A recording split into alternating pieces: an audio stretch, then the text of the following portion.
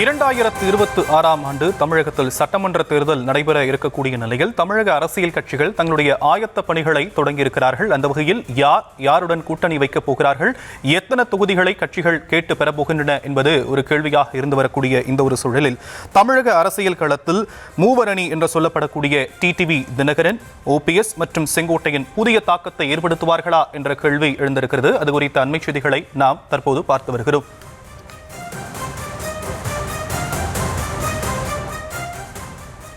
இது குறித்து பேசுவதற்காக நம்முடைய செய்தியாளர் ராஜேஷ் இணைந்திருக்கிறார். அவரிடம் பேசலாம். ராஜேஷ், தமிழகத்துடைய அரசியல் களத்தில் அடுத்தடுத்த நகர்வை நோக்கி சட்டமன்ற தேர்தல் வரக்கூடிய நிலையில கட்சிகள் நகர்ந்து வராங்க. அந்த வகையில் மூவரணின்னு சொல்லப்படக்கூடிய டிடிவி தினகரன், ஓபிஎஸ் மற்றும் செங்கோட்டையன் ஒரு தாக்கத்தை ஏற்படுத்துவாங்களா அப்படிங்கிறது ஒரு கேள்வியாக இருக்கு. டிசம்பர் 15ஆம் தேதி வரைக்கும் அதிமுக இணைப்புக்கு ஓபிஎஸ் கெடு விதிச்சிருக்கிறாரு. செங்கோட்டையன் தமிழக வெற்றி கழகத்தில் இணைக்க வாய்ப்பு இருக்குன்னு சொல்லப்படுது. இன்னொரு பக்கம் தொடர்ந்து விஜய் கட்சி ஆரம்பத்திலிருந்து டிடிவி தினகரன் விஜய் மேல ஒரு கரிசன போக்கோடு, ஒரு மென்மையான போக்கோடு இருக்கிறாங்க. இப்போ இந்த மூவரணி அப்படின்னு சொல்லக்கூடியது யாரை டார்கெட் பண்றாங்க? இவர்கள் சொல்லக்கூடிய மெசேஜ் யாருக்கானது?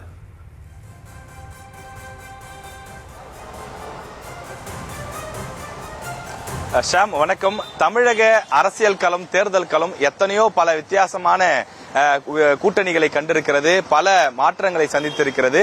அப்படி ஒரு வித்தியாசமான தேர்தல் களமாக வரக்கூடிய 2026 அமையப் போகிறதா என்பதை நாம் பொறுத்திருந்து பார்க்க வேண்டும்.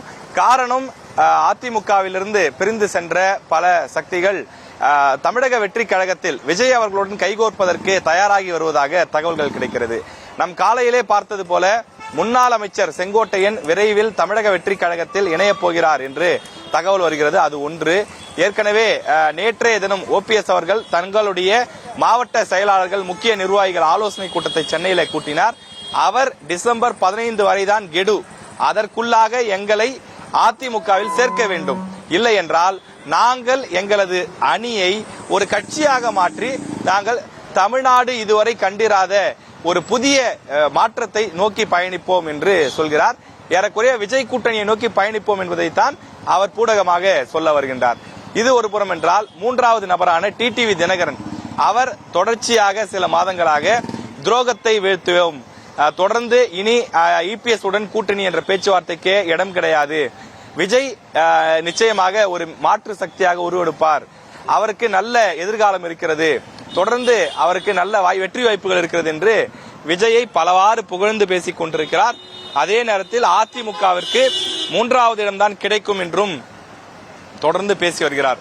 எனவே இந்த மூவர் அணி, அதாவது செங்கோட்டையன், ஓபிஎஸ் மற்றும் டிடிவி, இந்த 3 பேரும் சேர்ந்து ஒரு புதிய அணியை, ஒரு 3வது அணியை உருவாக்க திட்டமிடுகிறார்களா என்ற ஒரு விஷயமும் தற்போது முன்வைக்கப்படுகின்றது.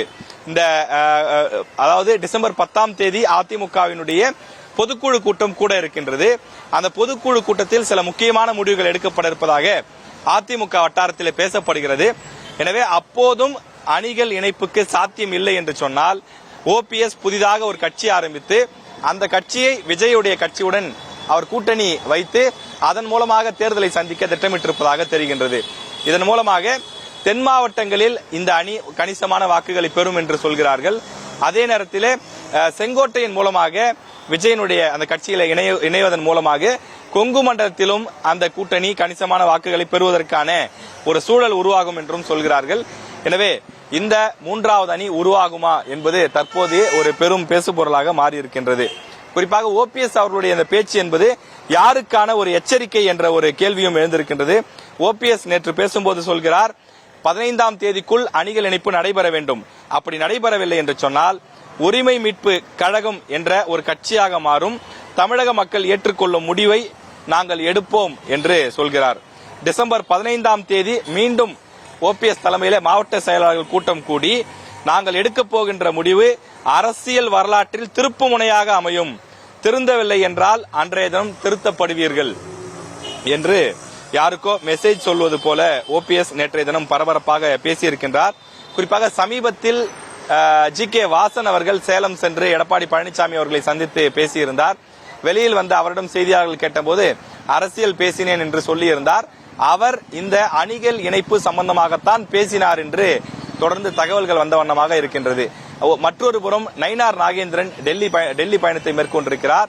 அவர் டெல்லி சென்று இங்கு தமிழ்நாட்டில் இருக்கக்கூடிய கள சூழல், அணிகள் இணைப்பு, அதிமுக பாஜக கூட்டணியை மேற்கொண்டு பலப்படுத்துவது உள்ளிட்ட பல விஷயங்கள் சம்பந்தமாக டெல்லியில் இருக்கக்கூடிய பாஜக தலைவர்களை சந்திப்பதற்கான ஒரு வாய்ப்பு இருப்பதாக சொல்கிறார்கள். எனவே இபிஎஸ்ஐ ஒரு நெருக்கடிக்குள் ஆக்கக்கூடிய வகையிலான பல்வேறு சம்பவங்கள் தொடர்ந்து நடைபெற்றுக் கொண்டிருக்கின்றது.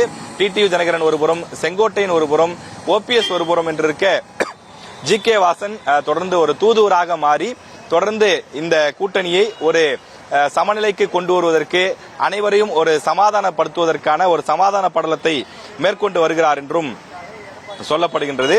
இந்த மூவரும் விஜய் பக்கம் சேர்ந்தால் தமிழ்நாட்டில் இந்த கூட்டணி என்பது, இந்த அணி என்பது ஒரு கணிசமான வாக்குகளை பெறக்கூடிய ஒரு முக்கிய கூட்டணியாக மாறும் என்று எதிர்பார்க்கப்படுகிறது. காரணம், தற்போது வரை விஜய் தரப்பில் யாரும் அதிகாரப்பூர்வமாக கூட்டணி அமைக்கவில்லை.